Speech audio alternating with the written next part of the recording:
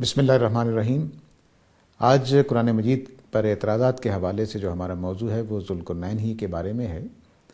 ذوالقرنین کے بارے میں یہ اعتراض اٹھایا گیا ہے قرآن مجید پر کہ قرآن مجید کے مطابق ذوالقرنین ایک بہت نیک توحید پرست انسان ہے، جبکہ ذوالقرنین جن کو کہا جاتا ہے وہ سکندر اعظم ہے، اور سکندر اعظم بہت نیک آدمی نہیں ہے، اور سب سے بڑی بات یہ کہ وہ بت پرست تھا۔ تو یہ دونوں باتیں قرآن مجید کو پتہ ہی نہیں ہے کہ سکندر اعظم کیسا تھا۔ اس نے اس کی تعریف کر دی، ایک نیک نامی اور بہت ہی اچھے آدمی کی حیثیت سے اس کا ذکر کر دیا ہے۔ یہاں پھر میں وہی عرض کروں گا کہ یہ اعتراض قرآن مجید پر پھر نہیں بنتا، اگر بنتا ہے تو مفسرین پر بنتا ہے۔ پرانے زمانے کے مفسرین کو اتنا بڑا مہم جو کوئی ان کے معلومات میں نہیں تھا جو مشرق سے مغرب تک ملکوں کو رونتا ہوا چلا گیا ہو۔ تو سکندر اعظم یہ ایک مشہور اور معروف تاریخی شخصیت تھی، تو ہمارے مفسرین نے خیال کیا کہ ذوالقرنین شاید سکندر اعظم ہو، اور انہوں نے باقی چیزوں کا دھیان نہیں دیا، بس ایک بات کہہ دی اور چل پڑی۔ اسی طرح بہت سارے علماء نے سائرس کا نام لیا ہے جو ایک ایرانی بادشاہ تھے، اور وہ ایک نیک شخص تھے، اس میں کوئی شبہ نہیں ہے۔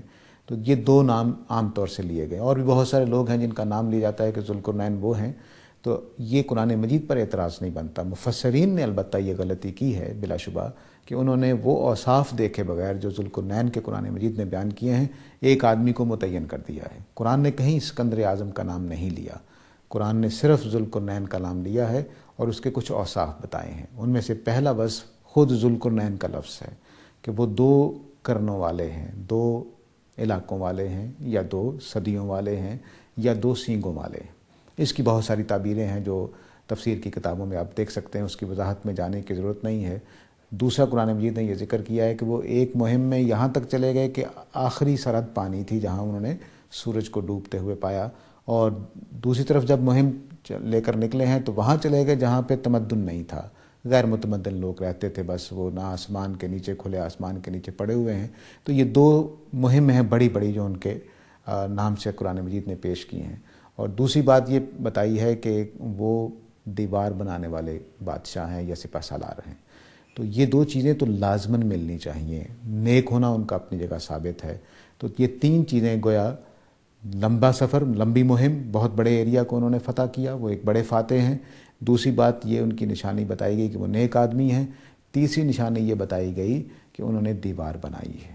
ایک دو دروں کے بیچ میں، دو پہاڑیوں کے بیچ میں کوئی درہ تھا جس کو یاجوج ماجوج سے بچانے کے لیے انہوں نے وہاں دیوار بنائی، اور دیوار کی بھی اللہ تعالیٰ نے تعریف کر دی تاکہ پہچاننے میں غلطی نہ ہو۔ وہ دیوار تانبے کی ہے، یعنی پہلے پتھر کی بنائی گئی، پھر اس کے اوپر تانبے کا پلستر کیا گیا ہے، پگھلا کر اس کے اوپر تانبا ڈالا گیا۔ تو یہ قرآن مجید نے وضاحت کی ہے اس کی۔ اب سکندر اعظم پر یہ باتیں کوئی بھی پوری نہیں اترتی، نہ دیوار بنانے کا ذکر سکندر اعظم کی تاریخوں میں ملتا ہے، نہ نیک ہونے کا، نہ توحید پرست ہونے کا، بالکل، اور نہ اتنے لمبے اسفار کا۔ اس میں کوئی شبہ نہیں کہ اس نے بڑی فتوحات کی ہیں، لیکن ذوالقرنین نہیں کہا جا سکتا۔ ٹھیک ایسا ہی معاملہ سائرس کا ہے کہ سائرس کی تاریخ میں بھی دیوار بنانے کا کوئی ذکر نہیں ملتا۔ ہاں البتہ ایران کے علاقوں میں بعض دیواریں ملی ہیں جو مٹی کی ہیں، ابھی ہم ان کو یہ نہیں کہہ سکتے کہ وہ دیواریں ایسی ہیں کہ جو ذوالقرنین کی دیوار کے مطابق پوری اترتی ہوں کہ ان پر تانبے کا پلستر کیا گیا ہو۔ تو یہ مفسرین کی غلطی ضرور ہے۔ قرآن مجید نے ذوالقرنین کو سکندر اعظم نہیں کہا۔ ذوالقرنین کوئی دین ابراہیمی سے تعلق رکھنے والی قوموں کے بیچ میں کوئی معلوم چیز تھی۔ یہود واقف تھے، یہودی نے سوال کیا، انہی کو اللہ تعالیٰ نے ان کے سوال کے مطابق جتنا جواب چاہیے تھا وہ دے دیا۔ اللہ تعالیٰ کوئی ہسٹری کی کتاب نہیں لکھ رہے تھے کہ ذوالقرنین کے پورے فتوحات بتاتے، اور یہ جتنا پوچھا گیا اتنا جواب دے دیا گیا، کیونکہ اصل قرآن مجید کا موضوع یہ ہے نہیں ہے کہ وہ تاریخی تفصیلات میں جائے، وہ تو جتنی بات ضرورت ہوتی ہے اتنی بتا دی جاتی ہے۔ تو چونکہ نبی صلی اللہ علیہ وسلم کی نبوت کا مسئلہ بن گیا تھا کہ انہوں نے سوال ایسا کیا کہ ذوالقرنین سے واقف نہیں ہوں گے، اور چونکہ نبی اکرم صلی اللہ علیہ وسلم امی تھے، عرب کے رہنے والے تھے، واقف نہیں تھے، تو پھر وہی کر کے بتایا گیا کہ ذوالقرنین کون تھے۔ تو سکندر اعظم کیسا بھی ہو وہ ذوالقرنین نہیں ہے، وہ ذوالقرنین نہیں ہے۔ یہ غلطی مفسرین نے کی کہ انہوں نے اس کی تفسیر میں سکندر اعظم کا نام لکھ دیا۔